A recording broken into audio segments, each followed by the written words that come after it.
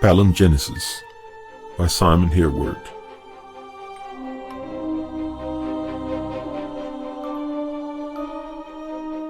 Book 1.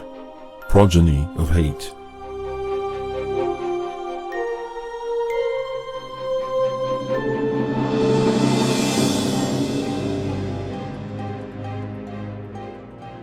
Chapter 13. Disaster in the Trystwood. The new day was announced with an angry red streak to the east. Rune wasted no time in admiring the spectacle, but steered for land as soon as he could make out the telltale white line along the shore that indicated a sandy beach. He had hoisted the sail of his little vessel when he had deemed it a small enough risk the night before, and with the aid of the current had covered quite a distance since last he had seen his pursuers. In fact, these same pursuers should all be chasing after Frika and the Tyleman, several leagues to the south and east. Yet, how could he be certain that they had not dispatched a ship to take the western route? It was this unreasonable prickling at the back of the neck that spurred him on to get his sail off the horizon at the earliest opportunity. As he approached the shore, the boiling waves and rough water quickly convinced him that it would not be the easy landing he had anticipated. He hesitated for a moment, even considered trying somewhere else, before he cursed himself for a coward and headed towards the roaring white walls. He dropped the sail 20 yards clear of the break, the heavy swell rolling under him. Now he approached cautiously, feeling apprehension he had not felt since a small boy, yet eagerly excited at the prospect of this uncontrolled downhill plunge. He watched 2 or 3 breakers rear and charge away to the beach before his own turn came. He had spent almost 10 cycles at sea, and seen it in all its moods, from a becalmed laziness to a lashing fury, but had never thought of it as being sentient and decidedly malevolent. Almost without exception, he had been safely ashore, regarding the sweeping gale from a distance, or braving the storm on the deck of one of his ships. Now he felt the violent power next to his skin. His stomach contracted nervously as the 20-foot boat rose on a mountain of water. Then the nose dipped sickeningly into a cavern where before the ocean had been, and he had but a moment to lean back in the stern in a vain attempt to lift it, before the vessel was flung downwards in a mad, exhilarating rush. He was drenched in an instant, the same boiling waters which now roared on both sides of him, pulling at his ankles in the boat. The bows struck the water below with a force that winded him. The mast whipped back with an ominous cracking sound as the stern followed. By some miracle the boat did not go straight to the bottom, but instead veered to one side, and then straightened out, lifting its nose out of the water as the wave receded under it. But now it was in the grip of the next rearing monster, whose white-crested head already towered high above, reducing the man and his boat to little more than a stick of driftwood. Rune could feel the vessel actually moving backwards, away from the beach, helplessly waiting for the blow to fall. This time he saw a greenish reef of rock, fleetingly exposed as the sea opened its huge maw behind him. His frantic efforts with the oars had no effect at all on his position in relation to the massing power, and he abandoned the attempt in order to brace himself. He just had time to grab hold of both sides of the vessel. He felt the boat come apart under the teeth-jarring impact, before the water took him from the wreck in a jostling, shaking roll. He tried to cover his head with his arms and bring up his knees. The slimy rock passed under him, barnacles clawing at his arms and legs like thorns. Then he dropped into a trough behind it, and was temporarily free from the violent grip. Lack of air quickly forced him to the surface again to renew the battle. He did not care to number the waves that washed over him or flung him like a rag doll towards the shore before he could feel the firmness of sand under his feet. Neither did he concern himself too much with the loss of his boat, as he struggled out of his clothes and sat down, dripping and exhausted, on the sand. He was simply relieved that he had not drowned like a rat in a rainwater barrel. It had been close enough. He quickly checked himself for injuries, There were no fractures, of that he was sure. His shoulder hurt where the slaver's arrow had pierced it more than a 10-day before. Corresponding to the tears in his shirt and trousers, he could see shallow lacerations from the reef, and his right hip was more than a little bruised, but he was more or less in one piece. It was hard to believe that he had come out of that crazy cauldron with so little damage, but then he could not say the same for his boat. It was a breathless, oppressive day, and once the natural cool of the morning had waned, the rocks and white sand of the shore became increasingly hostile. Rune soon retreated before the shimmering heat. The vegetation of the island was similar to the coastal regions of the Southland. Tall, reedy clumps hugged the dunes and lower foothills round the more or less central mountainous outcrop that dominated the skyline.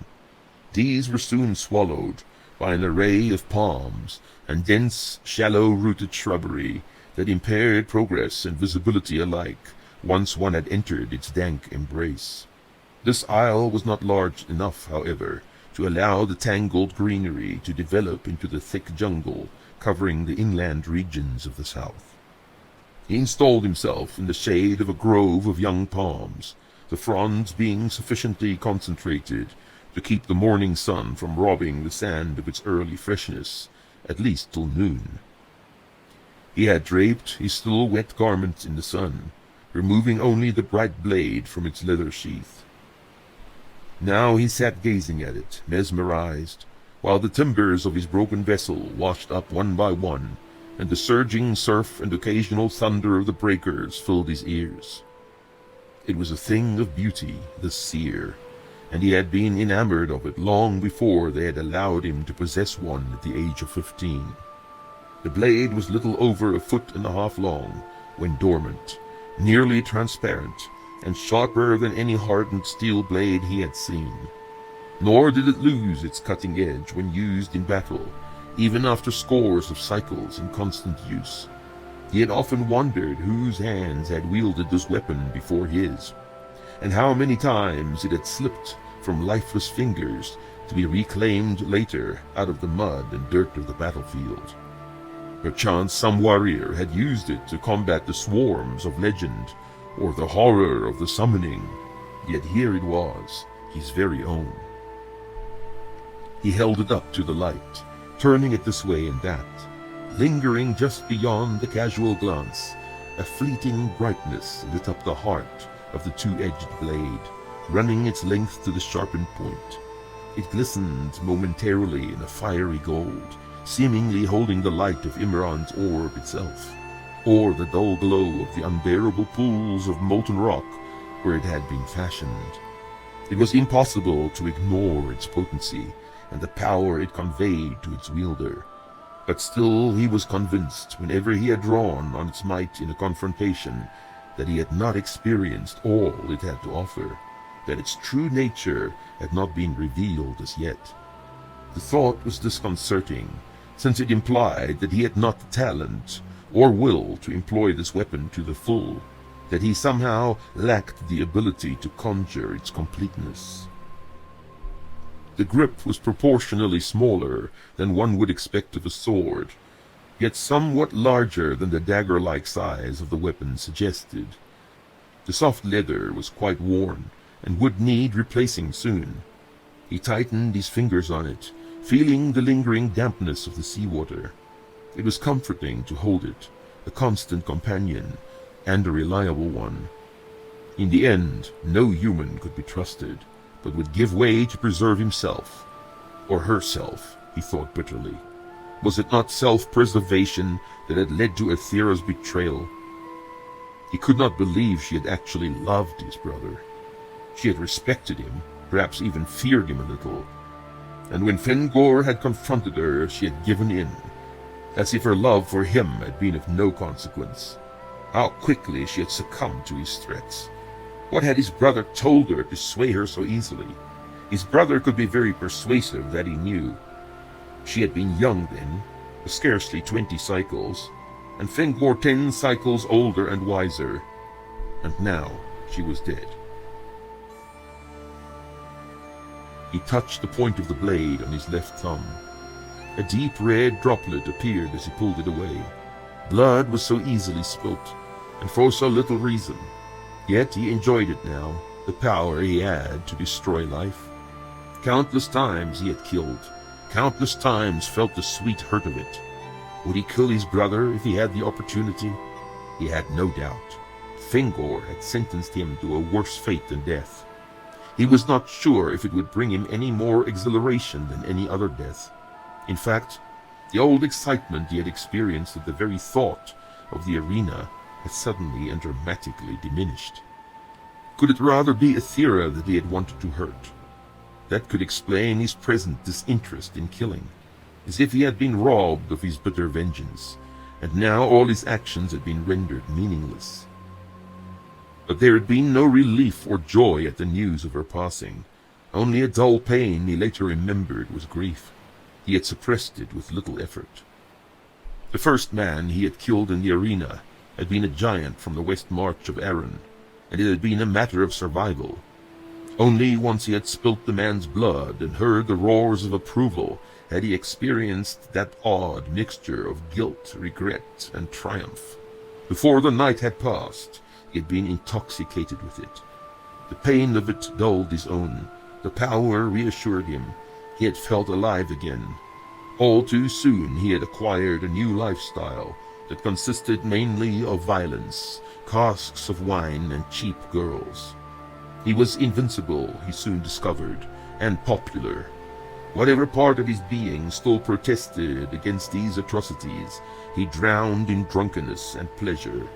Soon he had had respect again, and gold, before long, opportunity and power. Had he become a monster? He believed not. Yet he had to admit to himself that there was not a single person in Myril that he would not slay without remorse, except perhaps Fricka, who was of use to him, and Johin, who was fiercely loyal, like a well-trained dog. All the rest could line themselves up for his insane appetite, and there were certainly faces he would like to see leading this line of retribution. Gran was one. Had it not been for that rat, he would not be in such a predicament. He swore loudly and drove the blade into the sand at his side. Then he got up and sauntered over to the edge of the ocean, where he could see the majority of his supplies washing ashore.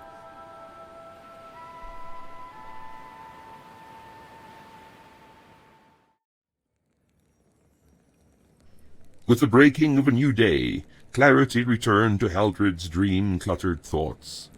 She would return to Amherst that very day. She had already stayed longer than she had intended, beyond the High Suntide Festival, and had seen all she had feared to be the truth. Her husband was hers no longer, but rather a willing prisoner of self-indulgence, politics, and strong wine. There was nothing for her in Arruis but humiliation and disappointment. She was ready to bury her hopes. She would waste no time in farewells that meant little more than avoiding to offend. Julos would be asleep till well past the hour of her departure, likewise her parents in these days of festivity, and she was well able to arrange her own escort with the guard captain. She did not desire to draw too much attention to her movements, and did not insist on traveling with the large retinue customary for a person of her birth. She would merely ask for the release from duty of the 12 soldiers who had accompanied her from Estium more than a season before. The steward could announce her departure and bid fond farewells in her absence. This impulsive behavior was almost expected of her in any case, since her childhood days had been punctuated with similar seemingly careless actions. Despite her impatient desire to be on her way, and her personal intervention in the laboriously tardy process of packing and securing her baggage, during which she resorted to threats and insults to spur on the sleepy maids, it was mid-morning before she could inform the steward and captain of her intentions. The former discreetly notified the monarch and the husband, while the latter swore at the whimsical nature of certain noble ladies, and sent soldiers to obscure locations in the town where they attempted to bring round several comatose individuals who had made more than full use of their festival passes. Haldred fretted and stewed for more than an hour, and had almost made up her mind to set off without them before they eventually formed up in a bedraggled semblance of an escort. By this time the king and queen had appeared to bid her farewell. Julos, however, had merely uttered an obscenity and threatened the steward with a thrashing. Haldred was not appeased by the show of affection from her parents. She knew that her affairs filled but a thimble of their concerns, and when she had returned to Ambrose they would undoubtedly relegate her to obscurity. Nevertheless, she embraced them as if these considerations were mere surmise, and she had never intended sneaking away without properly taking her leave. In their turn, they were gracious enough not to berate her for attempting just that.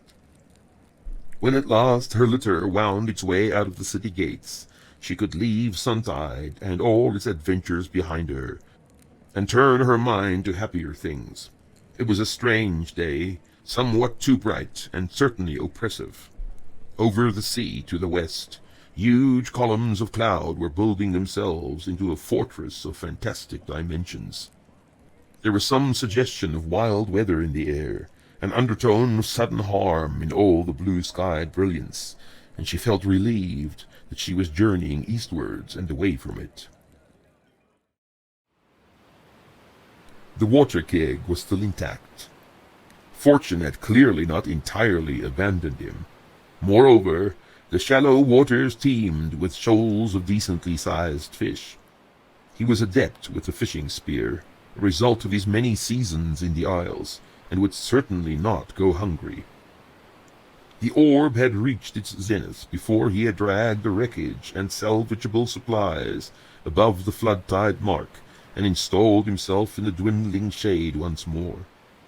In the far distant east he could make out towers and bastions of cloud, at once reminding him of the castle at Belruth.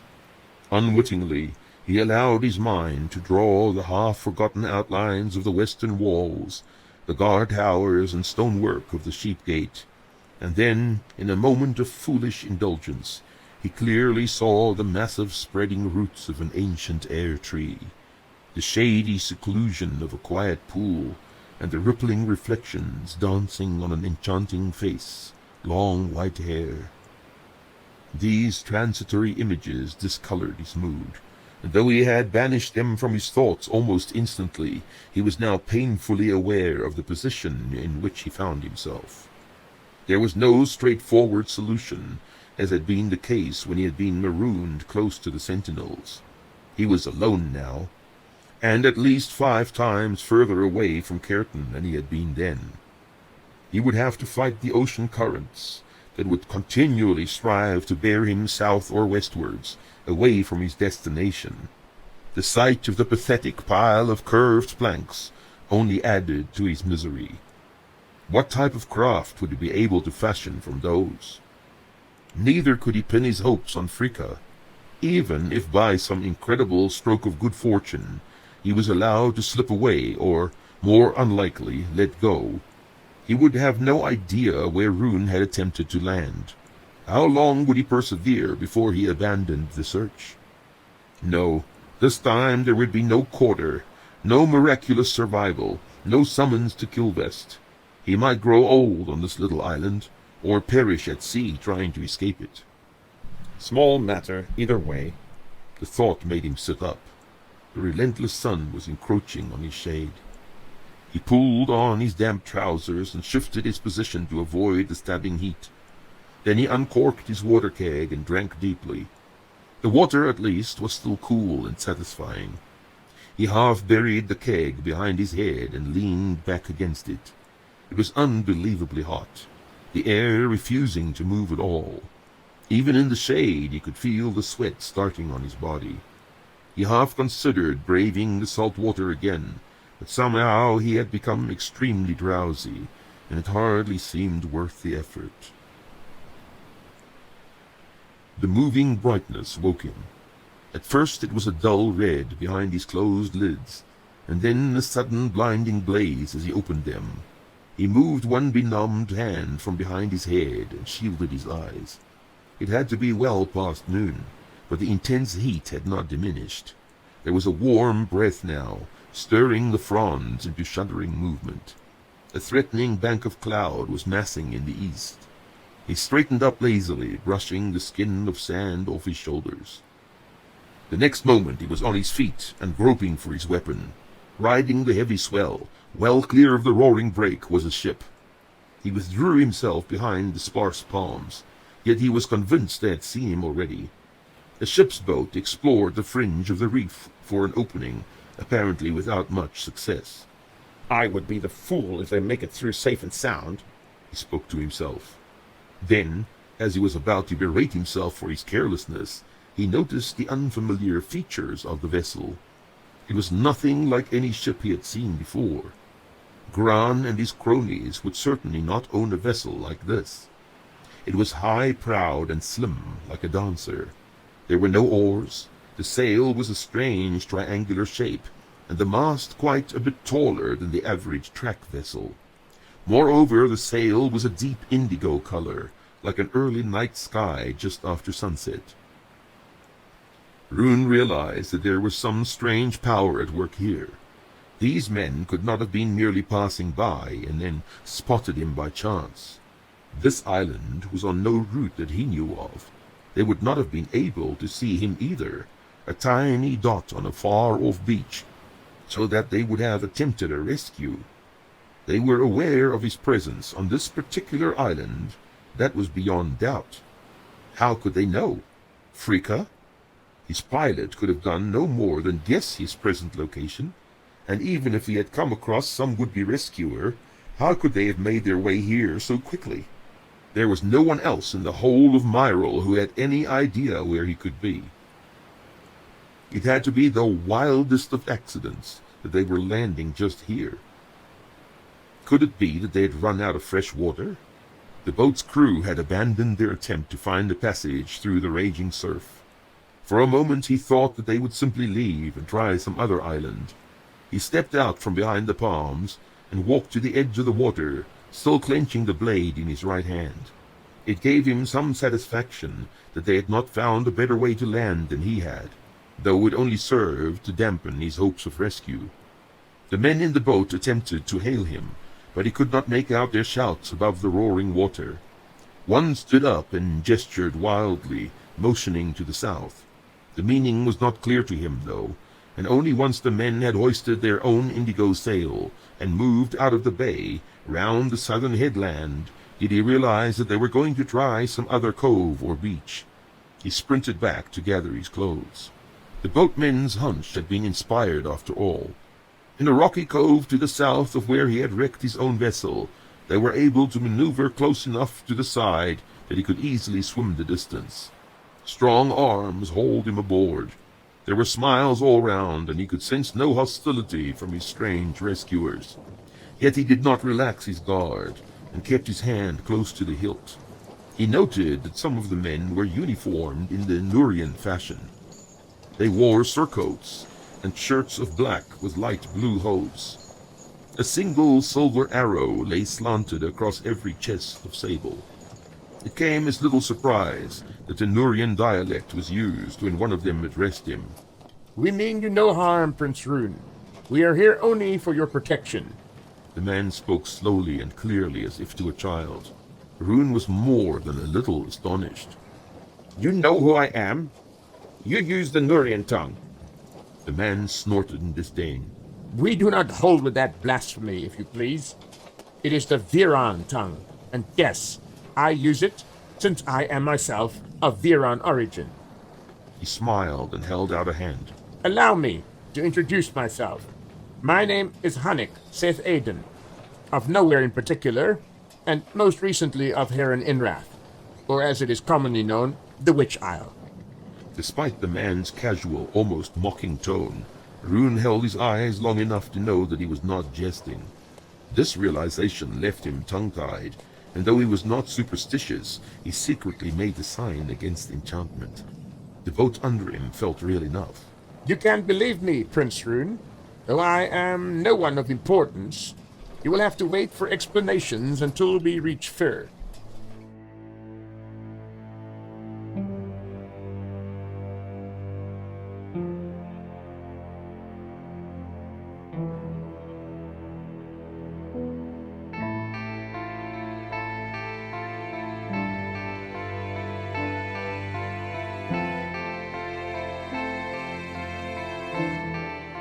The scouts returned at dusk.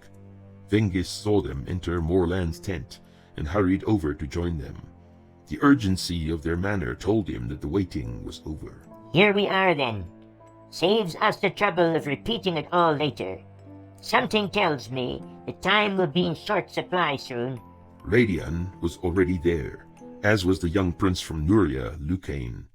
Morland beckoned him closer as soon as he entered. Despite the apparent nonchalance of his tone, his mouth was set in a hard line, betraying his concern. The scout delivered his report in a calm, confident voice.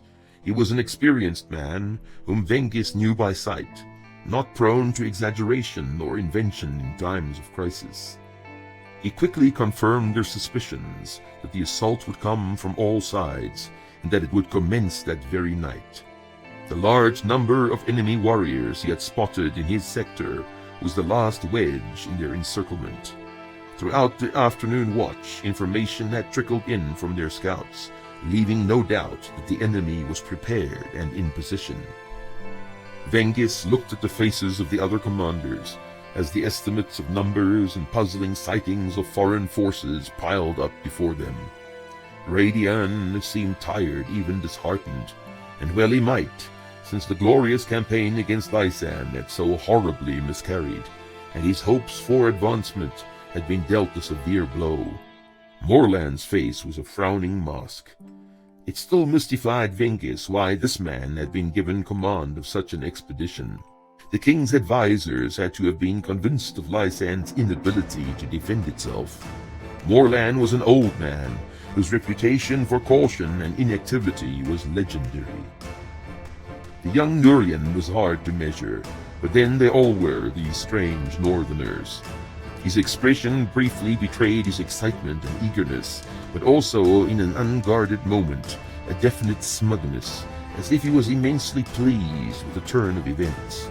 Since his offer to break out with his band of Nurians, he had a reputation as a courageous, if a little hot-headed, leader. He had seen action against Aeronite raiders up north in his young life. Perhaps it was only his impatience for battle that would account for his faint smile. Vengis could never quite get used to the peculiar eyes of these people.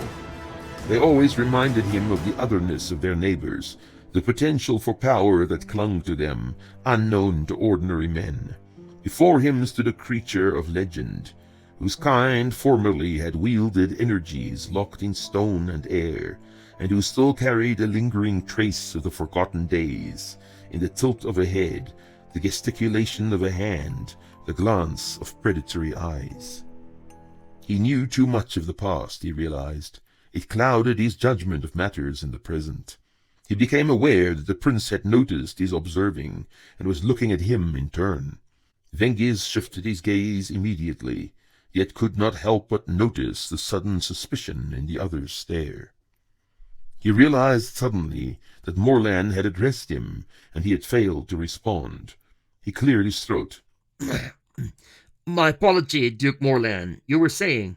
I asked what you made of it, all these foreigners. You are a learned man, are you not? Vengis was not sure whether there was a trace of mockery in the question. He glanced sharply at the older man. I am aware of my reputation, Duke. Since I have opposed this enterprise from the outset, it is quite clear that it has all been an elaborate ambush, orchestrated by some mastermind whose identity is yet to be established. I have my suspicions, of course, but I am not the king's favorite counselor, as you well know. He placed his index finger on the dot representing Breck. Wargrist of Lysan certainly cannot count the swamp dwellers of Terrellon or the raiders from the Fess among his friends. It may rather be the other way round. I said from the beginning that he was acting out of character, that opposing the wishes of Ligurium was utter madness unless it was part of some scheme. Yet we were quick to take action, to subdue these lands and rule them from Eruis. They counted on our greed to blind us. There was a sudden stir from Prince Lucane. Your pardon, lords, but should we not rather keep to our present situation? You stressed, Duke Morland, that we are rather pressed for time. His tone was irritatingly patronizing, and none of the Ligurians liked it. Of course, Prince Lucane, but our present situation is rather mystifying. There are cohorts of foreigners among our enemies who could have little to do with Lysan and her interests, in my opinion. This was the patient voice of Radian, explaining the obvious to one who evidently did not see it. His meaning was not wasted on the prince, who colored a little. Vengis continued. The enemy's ranks have swelled to twice the size of our own, yet it is not all a simple matter of numbers. Though our force is not entirely homogeneous, they are even less so, and will find it hard to launch a well-coordinated assault.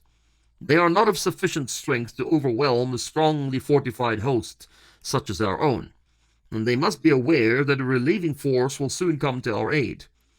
If I were in their position, the only feasible strategy would be to entice the fortified enemy to attack me, and then annihilate them. The strange thing is that they seem to be on the verge of attacking us, in our fortifications, which means that they are either complete fools, or they know something of which we are not aware. Judging by their performance till now, I hold with the latter, in which case we have to be extremely careful. He hated saying the last two words, since he knew it would only encourage the overly cautious Morland. The old general looked pleased. I believe you have more or less summed up all our thoughts on the matter, Vengis. I think it is time to lay before you the plan of defense proposed by Prince Lucane. He pointed to a separate sketched map of their camp. Two elaborately inked circles dominated the page, one inside the other. We have two lines of defense, the outer palisade and our walled set of towers. Here he indicated smudges inside the inner circle.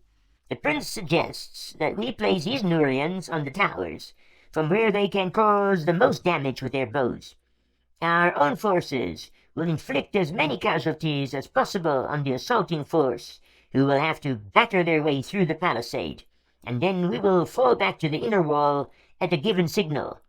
The remaining enemy will not be of sufficient strength to breach the inner wall. He looked at his officers with raised brows. Vengis was the first to reply. Two things.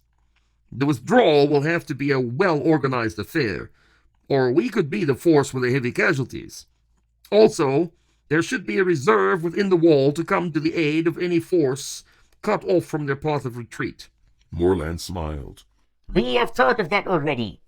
The men of each sector will fall back swiftly through their gate when Prince Lucane raises a red pennant by day or a circle of fire by night.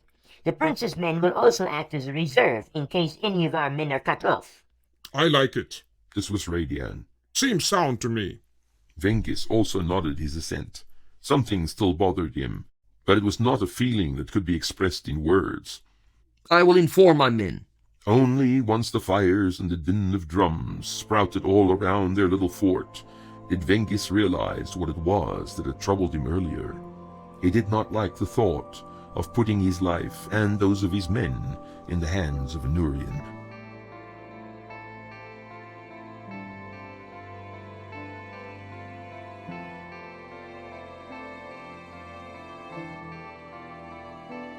Herukir adjusted the chin strap of his battle mask so that the eye slits were perfectly aligned. Confidence affirmed his every move and tightened the flesh on his frame. The stimulation of the coming battle pulsed steadily to every extremity of his body, leaving him shivering almost imperceptibly like a nervous animal. Every part of their plan had fallen into place. The invaders were penned up inside their flimsy wooden wall. Their baggage and supplies had been captured, their rangers massacred, and though they had managed to send word back to Ligurium, Help had no chance of reaching them in time. It had to be the presence of the Nurians in the enemy camp that excited him so, despite the fact that they were untouchable as yet. Ograt had been very specific in his instructions, and it was not in Neduukir's nature to disobey. He knew what a god expected of his followers: unquestioning obedience and fierce loyalty. This knowledge had been the spur of all his actions while in the service of the Great One, and this was what he owed his position to. Tonight he would lead his 40th assault for the glory of Tiralon. In the name of Horan Indronag, they would teach these heathens some respect. As soon as it was dark enough, he had the concealed forces brought forward in complete silence. He knew the enemy scouts would have made the reports by then, and the enemy would have no true conception of the force arrayed against them. Ograt left nothing to chance. He had even deployed several hundred half-men of the Fang Hills to man the rams. This would be an easy victory.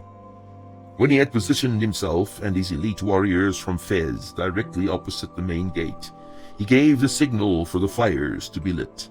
The war drums commenced their ominous throbbing. The dark was suddenly packed with menace.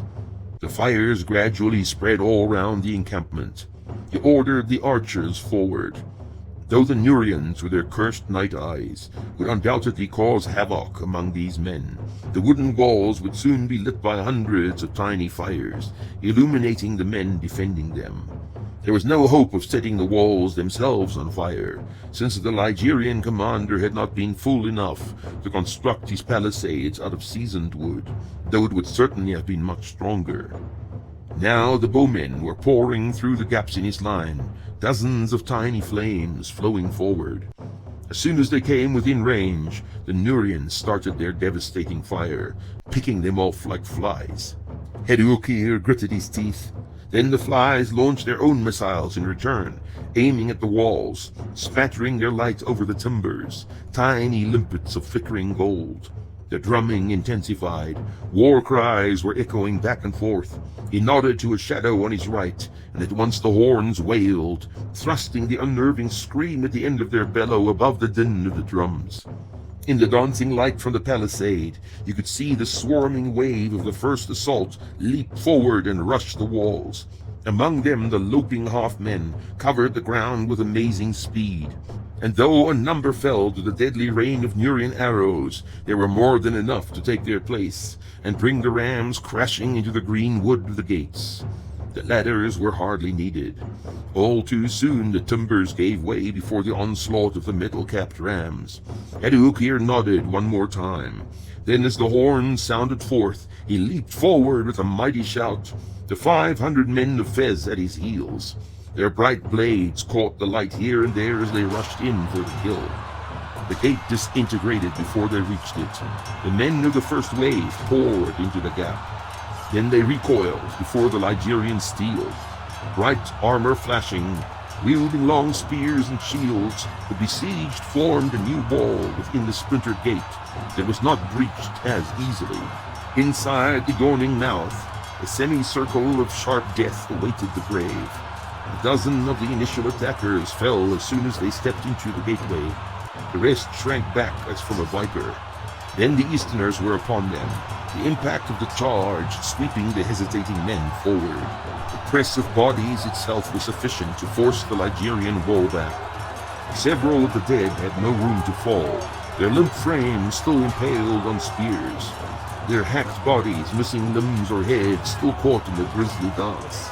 Defenders and attackers alike had little space to use their weapons. For a moment it seemed as if the tide could be held, but then the center of the wall broke apart, scattering the defenders to both sides. The first assault was much more severe than Morlan had anticipated. The outer perimeter of his defenses was overrun so quickly that there was no opportunity for the soldiers behind the makeshift palisades to fall back to the main encampment. He had prudently remained inside the central wall from where, according to him, he could keep an eye on developments, leaving the actual control of his soldiers to the captains. When the gate splintered, he shouted over to Prince Lucane on his tower to fire the signal, but there was no response. He could not even be sure that the prince was still on the tower, for he could not distinguish one body from the next. The din was terrific, with the screams of the dying on every side, the breaking timber, the battle cries and war drums, yet he was surrounded only by the lesser thrum and whistle of the Nurian bows and arrows. On every side, the flame-lit palisade seemed to give way to the press of struggling men. Some of his soldiers were already falling back, not waiting for any signal. The main gate shattered, but Vengus' men were ready for the onslaught. He could see the captain himself, a flaming shaft protruding from his round shield, gesturing and shouting. Then the chain of armored bodies broke, and a sea of Easterners gushed through. His men were running on every side now. Where was the signal? There were barked orders in the dark below him, and the gates in the inner wall began to close. Where was the prince? Would he not sally forth to cover the retreating men? Still the Nurians remained on their towers, loosening arrows at the hordes below. Again he hailed the other tower, again without result. Desperation was closing up his throat. What in Imran's name was happening? Scarcely 100 of his men had made the inner wall before the gate closed. He was powerless to intervene, and could only watch as the attackers swirled round the inner wall, then turned their backs to the Nurian archers to finish off his men, who were now trapped with their backs to their own ruined palisade. Their numbers were far in excess of what had been reported. Yet again his scouts had let him down, and he was at a disadvantage. This campaign had been cursed from the outset. How had he ever let himself be talked into leading it? Little pockets of his armored men were gradually overwhelmed, until only a small group to the right of the main gate still resisted. In all these cycles as commander of soldiers, he had never felt fear the like of what beset him now. Eduokir could sense the hunger in his men this night. This was a good thing, he knew, since victory invariably went to those who desired it most. Not that the enemy was a match for them. They had broken through much quicker than he had believed they would. The Ligurians fought like men who were afraid, retreat and survival the things foremost in their minds. Still a number of them fought well. There were no green recruits, but among their kingdom's best. To the left of the main gate, a group of enemy soldiers stubbornly held their ground, round a captain whose gold-embossed armor and plumed helm marked him as royalty. This had to be the one. He pressed through the throng, shouting to his men. They shoved the ineffectual attackers out of their way. Then they drew back from the ring of weary Ligurians, whose blood-bespattered armor carried the marks of many wounds. Some could hardly stand, the captain among them, leaning on the man next to him. Eduokir took a step forward, raising his weapon, and locked eyes with this man he was going to kill. Then he leaped forward with a shout, his men close behind.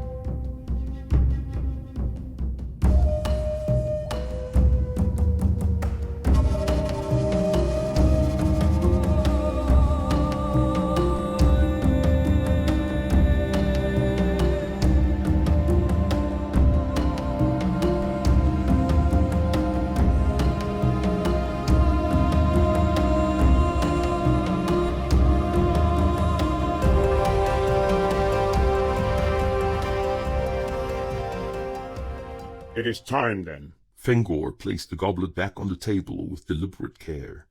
Opposite him the High Quester smiled. Yes, it is. It was wise to send the prince down. He knows how important it is to keep to the schedule. The king smiled in return. Lucain was a son of which one could be proud, a man of worth. Malvor will leave in the morning. He stood up and moved over to the window. Talon, the burning tomorrow. Make sure they see the body. It will lose half the impact if they do not see the mutilations for themselves. If this is to be our pretext for a full-scale invasion of Arran, we cannot afford any dissenting votes in the council. Oh, there will be none, I can assure you. He rose to take his leave. This has fallen out better than I'd hoped. In one blow we silence the peacemongers and rid ourselves of the Theorist child.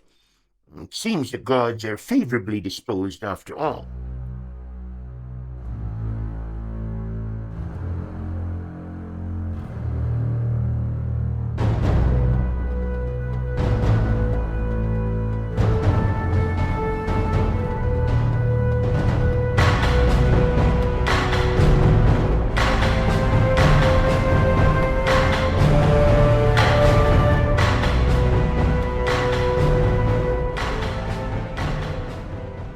king had taken the double blow admirably.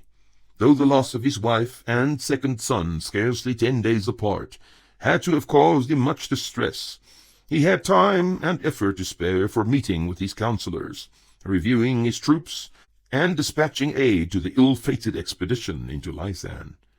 It seemed to Captain Melvor that Fengor had had a contingency plan in place for such a setback as had apparently been suffered by the invading forces, for his reaction to the bad tidings and call for reinforcements had been immediate.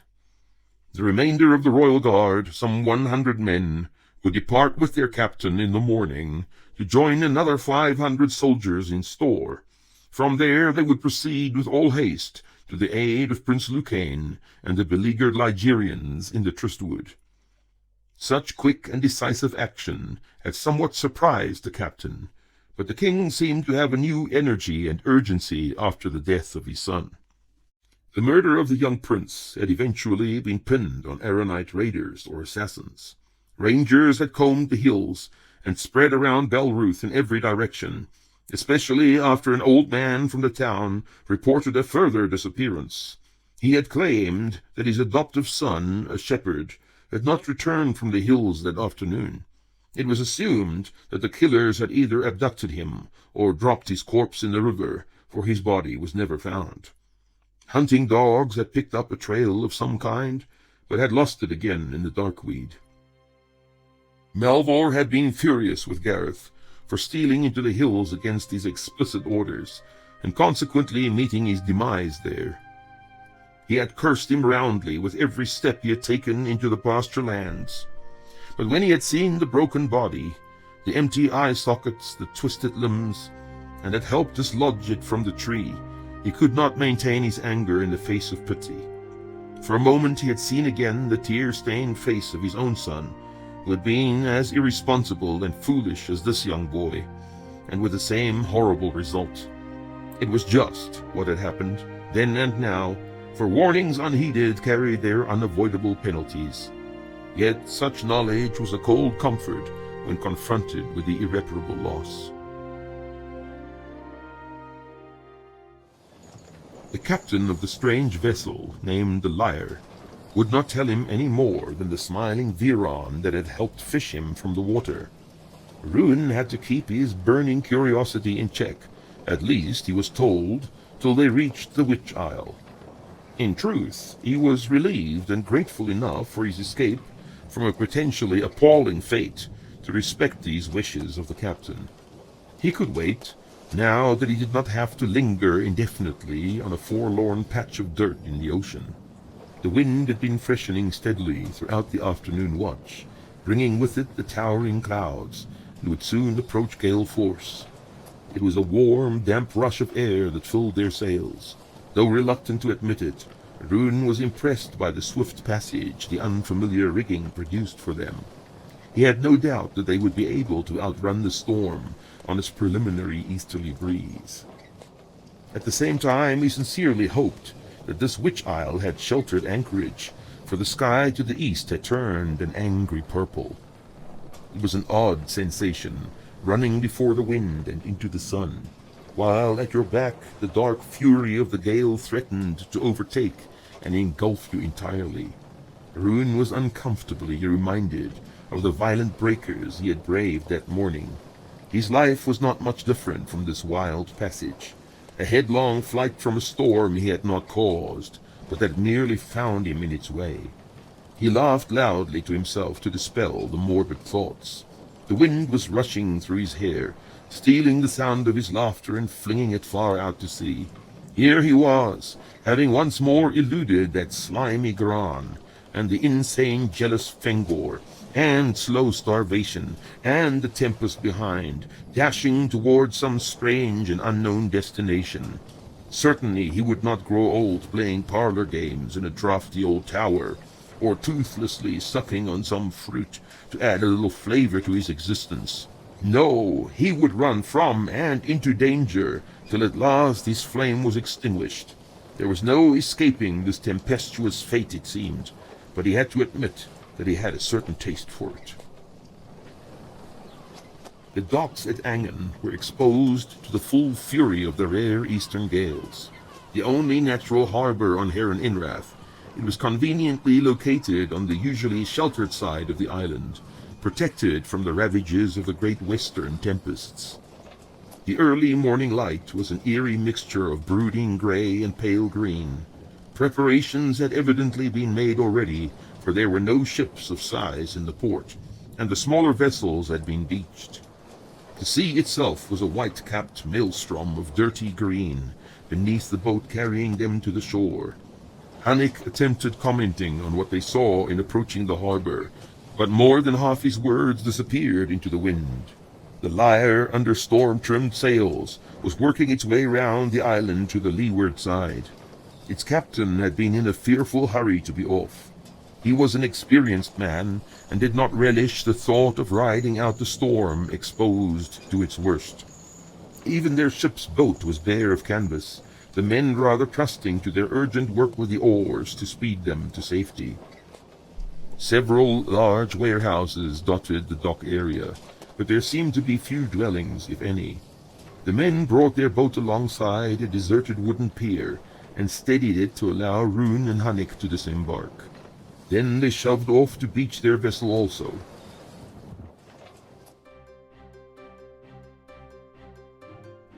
This was an unfamiliar dockside, and an oddity among the dozens he had seen. Every plank and rail, every deck and walkway testified of meticulous planning and control. Of the rough and ready structures infesting ports around the inland sea there was no sign. No flimsy hawker stalls, no loose boards or flapping canvas, no sprawling nets, no piles of flotsam and rusty chain.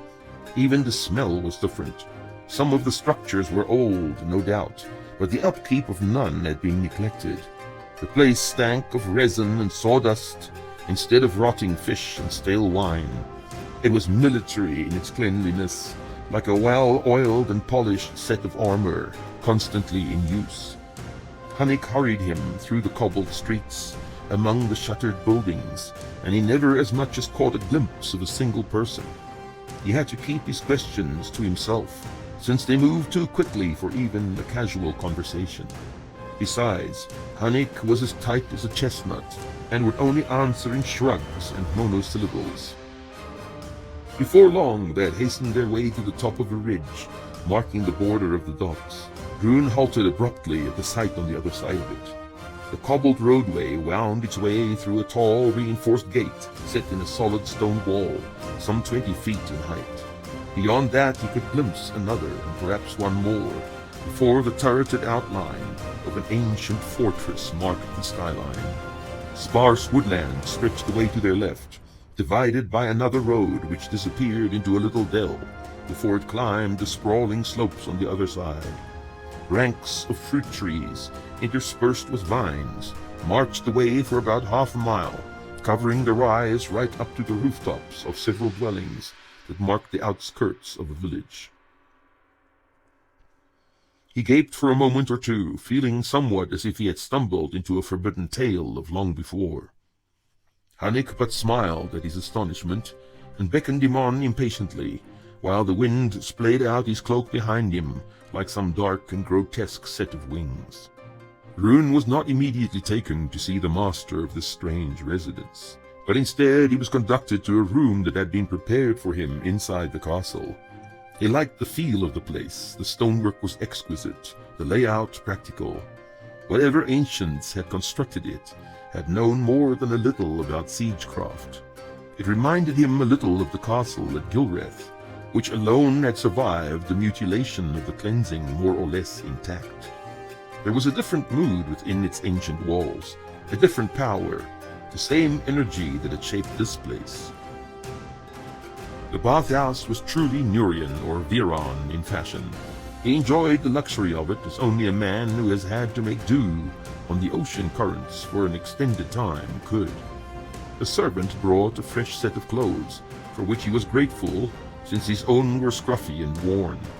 He hesitated momentarily when he regarded the typically northern garb he had not worn for a decade. It was bundled in repressed memories, which would rather lie undisturbed. Moreover, the shirt and surcoat, the hose and leather boots could easily have come from old Euban's stores, so like they were in feel and quality to what he had left behind in a former life. He was quite surprised how the long cycles of bitter recklessness, of anger and hardship, seemed to fade to insignificance with the donning of a few snippets of cloth. If one's perception and worth could alter with a different covering, how meaningless was the measuring of the mind. Yet it was powerless to forget past wrongs and let injustice slip away beyond the reach of the seemingly unquenchable thirst for retribution. He felt essentially Nurian again, as if the cycles of exile had not stripped him of who he had been, as if all denial and insult had been undone. Here among these stones, and in these clothes, he could still be a Nurian prince.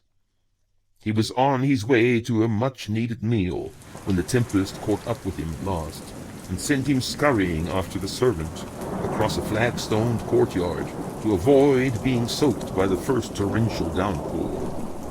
While he had relaxed in the soapy comfort of the tub, the thunder had already broken all around the fortress, stabbing down with fingers of white light and shaking the very stones. Now the rain, driven by the gale, lashed the walls and turrets without mercy. It was not even the end of the morning watch, but daylight was completely swallowed in the murk of a cloudy evening. Torches were lit throughout the castle, and every shutter was firmly secured. Yet the servants and soldiers here did not seem intimidated as in other locales. They did not speak in awed undertones, or huddle together in wide-eyed superstitious groups to recount old prophecies of doom. Instead, there was a purpose to their movements, a well-directed strategy to deal with the inconvenience of the storm and go about the usual business. At once he recognized the presence of a mighty and awe-inspiring leader. The repast was excellent, and so was his first sampling of the fruit of the island's vines. He enjoyed it at his leisure, allowing the novel taste to intermingle with the surrounding mystery of the place, till it flowered into a single memory, to be evoked by either, and nevertheless an indivisible whole. Wherever he would find himself in the future, the sweet wine of Heron Inrath would conjure the ambience of the entire isle in an instant. Hanik Seth Aidan made an appearance ere long, and informed him that his lord awaited his latest guest with eager anticipation. He remarked dryly that he certainly shared this eagerness, since his curiosity was on the verge of devouring him. Then he rose and followed the smiling Viron.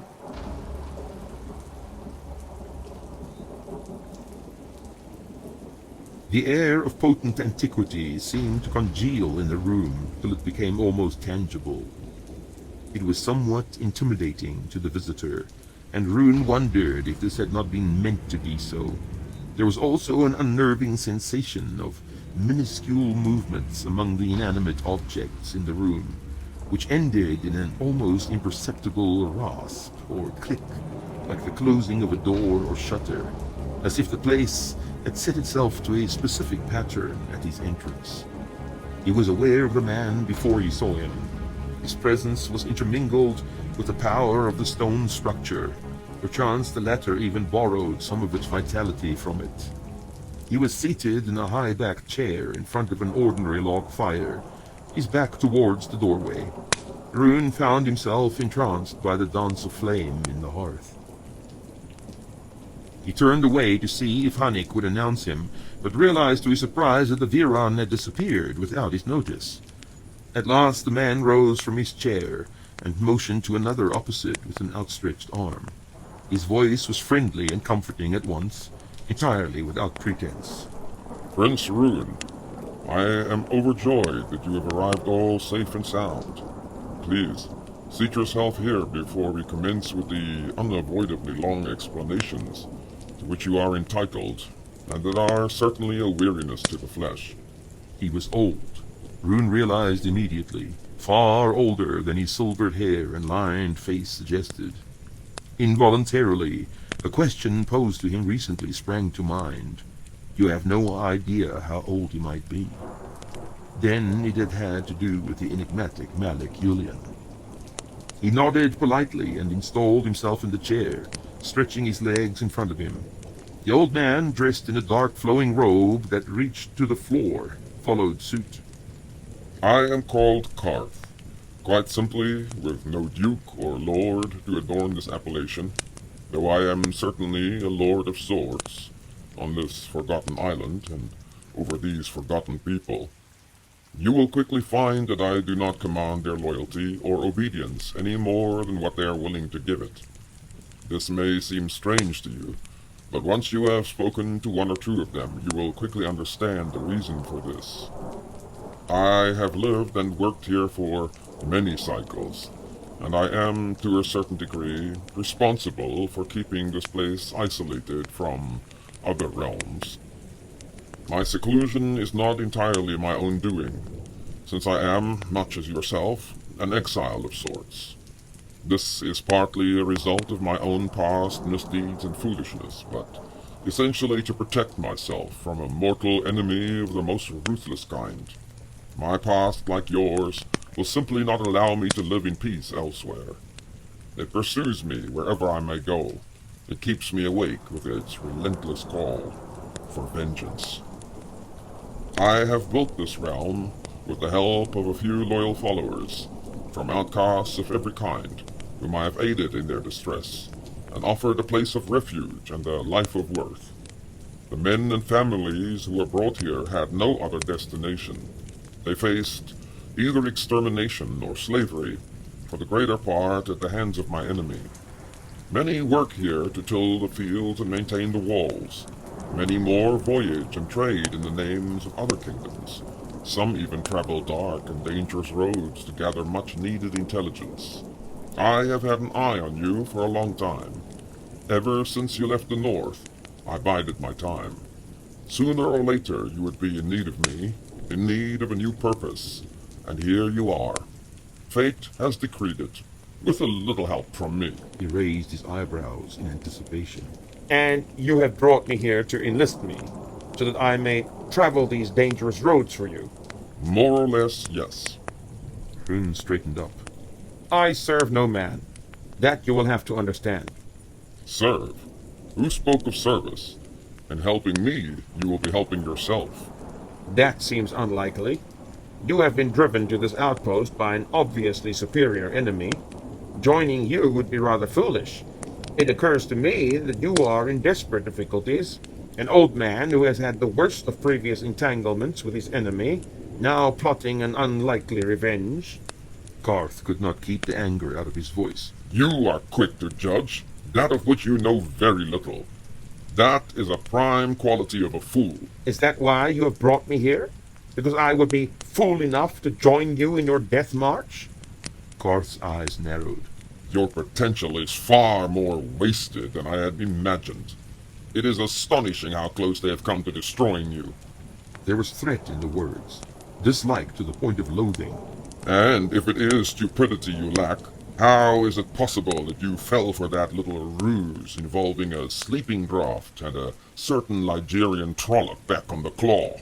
Rune's mouth was half open in astonishment, the wind momentarily out of his sails. Then he leaned forward, his voice low. Who are your spies, old man? I do not always need men where I can see clearly for myself. He had regained his calm. Furtively making the sign against enchantment, Rune fought against the sudden overwhelming uncertainty these words engendered. There was something terribly wrong with the whole conversation. His attempt at tripping up the other man had completely miscarried. He felt like a little child trading words with an adult, reason and sense resting with the latter. His own arguments and accusations were the silly ramblings of a very young mind. Furthermore, he did not enjoy the man's just criticism of his past folly, and the condescension locked in the other's attitude at once stirred up an answering dislike in him. He plodded on. And who is this enemy? Someone you know by sight and reputation, but little else. An erstwhile friend of mine who has betrayed me in the highest degree. To me, he is a mortal enemy, his intentions stripped at last of pretense. To you also he is a mortal enemy, though you know it not. He wears the guise of a king and ally, a peacemaker and tamer of the wilds of the south. Yet in his realm lies secrets that will freeze the blood in your veins. Yes, you, who have seen more of horror than 10,000 men. He is known to you as Malik Yulian. Rune passed his tongue over dry lips. I have traded in his realm. Why would he be an enemy of mine? The answer is quite simple. You are a child of Vir. Good or bad, young or old, all who share this blood are the focus of his hatred. A hatred that has had eons of time to fester and grow, brought here from another time and place. Your very existence binds him to an insufferable fate. He who has power of which a mortal cannot dream. Nothing would give him greater pleasure than to see his hunting dogs gnawing on your broken bones.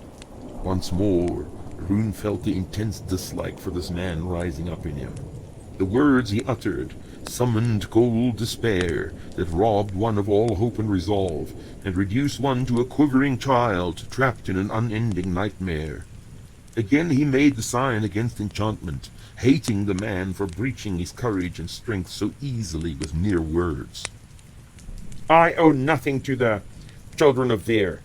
Why should I involve myself in this? Karth raised his hands in a placating gesture. I do not intend involving you in age-old hatreds. I brought you here simply to drive a bargain with you, one that will be to both our advantage. And that would be? You have certain abilities that will be of use to me. In return, I will supply you with whatever you desire. And how would you know what it is I desire? It matters not. I am able to supply it. Rune smiled wryly. His mind filled with images of past homes, wasted cycles, sights and faces he would never see again. Then it conjured the face of the one responsible. Are you able to supply me with vengeance? Karth looked him squarely in the eyes. Ultimately, yes. The desire for vengeance is something I understand. It has been the most constant companion I've had for more cycles than I care to remember. In the end, your goal and mine may bring both of us satisfaction. You are an enemy of the King of Nuria? I am an enemy of his kind, and he is an obstacle in my way, a weak link in a chain that must not break. But I have never wittingly been the enemy of Vir's children themselves, misguided though they may be. For a fleeting moment the mask shifted to reveal the pain of a dark memory, a regretted facet of time now past and beyond reach.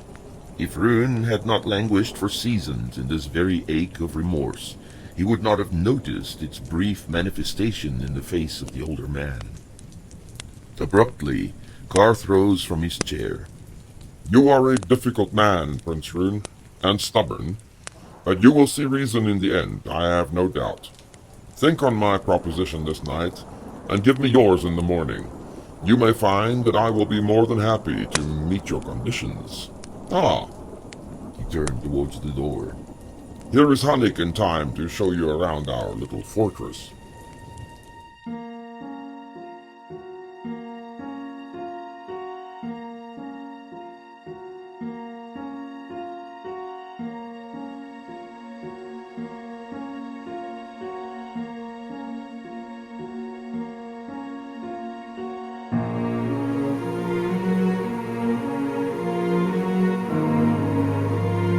The man was young, she noticed, and almost dead on his feet from fatigue.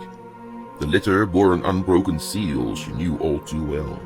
It was that of her brother Vengis. What is your name? Maris, Princess. Thank you, Maris. Find my chamberlain. He will see to your needs. The young man hesitated. I was told to remain until you have read the letter, Princess. Very well. Eldred turned away and broke the seal with trembling fingers. Old doubts gathered round her. My dearest sister, it is a strange thing that my words can reach you from beyond the grave, for that is undoubtedly where I am as you read this. My worst fears have been confirmed. We are trapped here in the Trystwood, unable to escape, while Malik's warriors swarm around us. Turik is undoubtedly embroiled in this somehow, for he is not a fool, and only a complete fool would have sent a Ligurian force led by Duke Morland to capture Lysan. And we are facing so much more than Lysan. The prince from Nuria is another you dare not trust. He plays with us like the predator he is, prompting the arrogant Morland to deviate from the intended course here and there. Haldred, I know that you are in doubt as to what I've told you, but I beseech you not to stray into the path of peril. Lysan will fall ere long, when Turik brings all his might to bear, but I am convinced he will not hold it for long. Malik is poised to unleash his horror. Do not linger in Estium. Take your child and flee for the eastern woodlands. May my demise convince you of the truth of my words. Your brother, Bengis. One last thing. Keep the bearer of this letter in your service. He is a man you can trust, and I will need him no longer. Haldred folded the paper and waited a few moments to compose herself. You are to remain here, Maris. I know that, Princess. Thank you. I will speak to the Chamberlain now. For several minutes she held the folded paper without moving. She had somehow anticipated it since her conversation with Vengis in Aruis. He had been marked with death then already.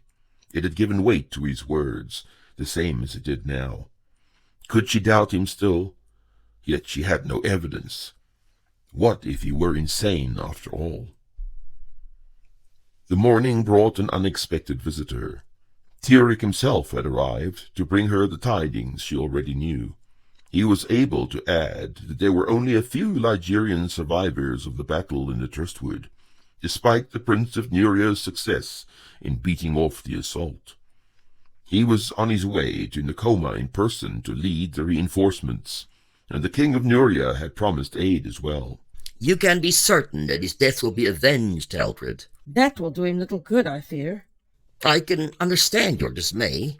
Why did you place a coward like Morlan in command? Haldred, no one could have anticipated such fierce resistance from Lysan, and Morlan has an excellent record as a commander. Perhaps he earned it in the chambers and halls of palaces, instead of on the field of battle. You are upset. I'm sorry. She turned away. Perhaps it is best to leave me now.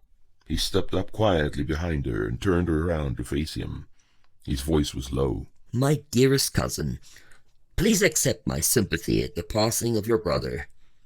I know you held him in some esteem, however misguided, and can appreciate your feelings of loss. His smile was as false as his words. Haldred's first reaction was disgust, but this was soon overtaken by stark fear. Before her stood a cold-blooded politician who would sacrifice friend and family to his ambition without losing any sleep. She had no doubt that he had had a hand in Vengis' death. Now she felt the significance of his demise. It was as if a barrier had been removed. A last ally had fallen, and she was surrounded by ruthless men and women who held her in no regard, who would see only what they chose to, whose cold self-interest would keep them from the truth. For the first time she saw past the words and gestures, and refused to coat them in the glow of possible good intentions. These people were all subject to some degree of insanity. They were her deadly enemies.